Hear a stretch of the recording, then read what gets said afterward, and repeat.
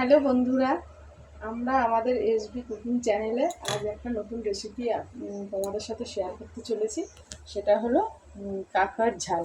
তো কাঁকড়ার ঝাল রান্না করতে কী কী উপকরণ লাগবে সেইগুলো আমরা তোমাদের একটু দেখিয়ে দিয়ে আমরা আমাদের রান্নাটা স্টার্ট করব।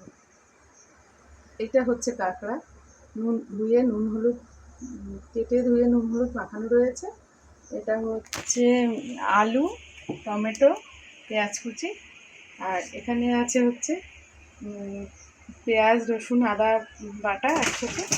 এটা আছে জিরের গুঁড়ো, এটা আছে গরম মশলা বাটা, এটা আছে গোলমরিচের বাটা, এটা হচ্ছে শুকনো লঙ্কার গুঁড়ো, এটা হচ্ছে হলুদের গুঁড়ো। আর তার সাথে স্বাদ মতন নুন লাগছে। নুনটা দুটো তেজপাতা নিয়েছি। এবার আমরা আমাদের রান্নাটা স্টার্ট করি।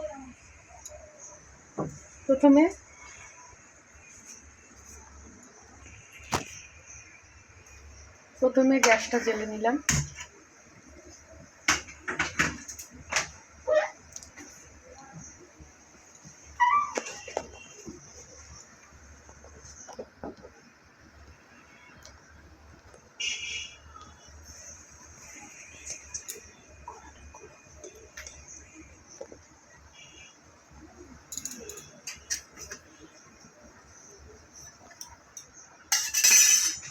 এবারে কড়াই গরম হয়ে গেছে, কড়াইতে পরিমাণ মতন তেল দিয়ে দেবো।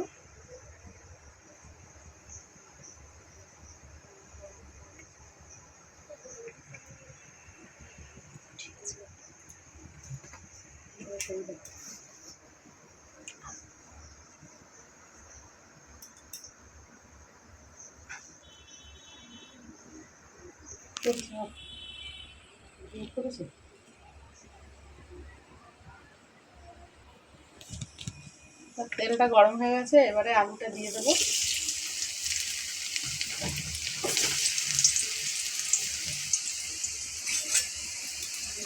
হলুদ দেবো। আলুটা ভালো করে ভাজা হয়ে গেলে তারপরে আমি লাল লাল করে ভেজে নিয়েছি। এবারে আমি গ্যাসের ফ্লেমটাকে লো করে দিয়ে আলুগুলো আস্তে আস্তে করে তুলে নেবো, সব ভাজা আলুগুলো।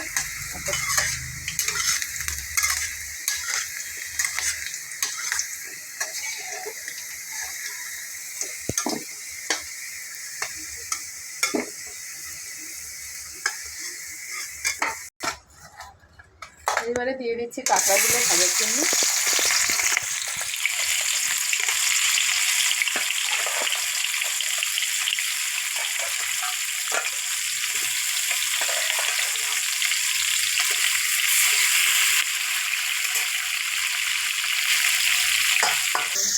কাঁকড়াটা মোটামুটি ভাজা হয়ে গেছে, এবার তুলে নেবো কাঁকড়াটা।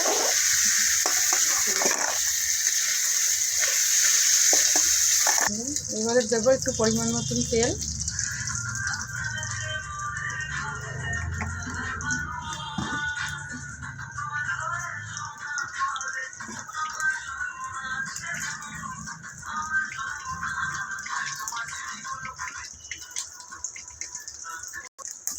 এবারে দিয়ে দেবো দুটো তেজপাতা। মা, এবারে দিয়ে দেবো পেঁয়াজগুলো।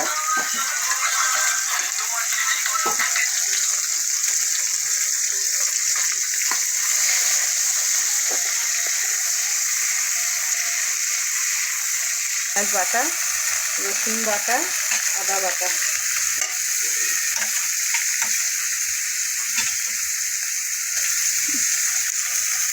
এটা একটু ভাজা ভাজা হয়ে গেলে তারপরে আর বাদ বাকি মশলাগুলো দেবো।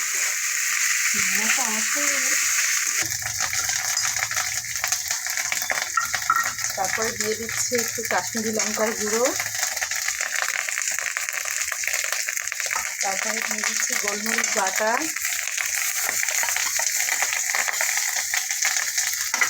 একে একে সব মশলাগুলো দিয়ে দিয়েছি। এবারে দিয়ে দেবো টমেটো কুচি,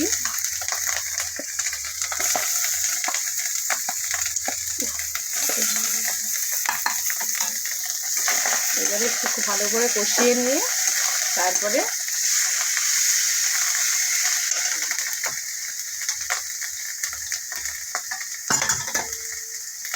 দিয়ে দিলাম একটু জল, এবার দিয়ে দিলাম জিরের গুঁড়ো,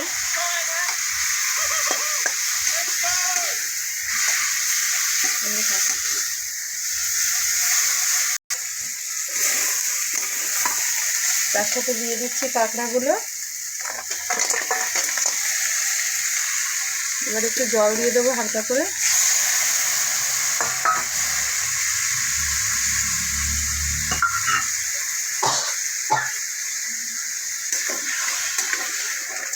এবারে সব একসাথে খানিকক্ষণ কষিয়ে নিয়ে কষানো হয়ে গেছে। এইবারে আমি এর সাথে পরিমাণ মতন জল দিয়ে দিলাম।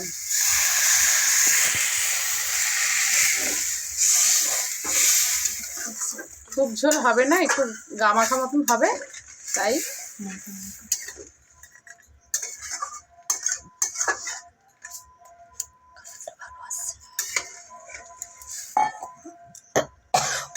জাস্ট আলুটা সেদ্ধ হওয়ার মতো জল দিয়ে দিলাম।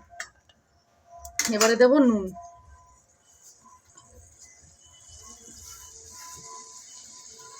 এবারে দেবো স্বাদ মতন নুন।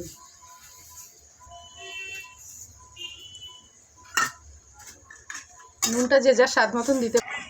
গরম মশলা দিয়ে দিচ্ছি,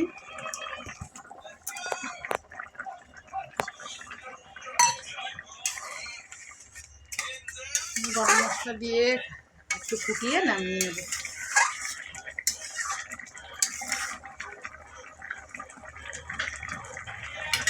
রান্নাটা কমপ্লিট হয়ে গেছে, এবার আমরা নামিয়ে নেব।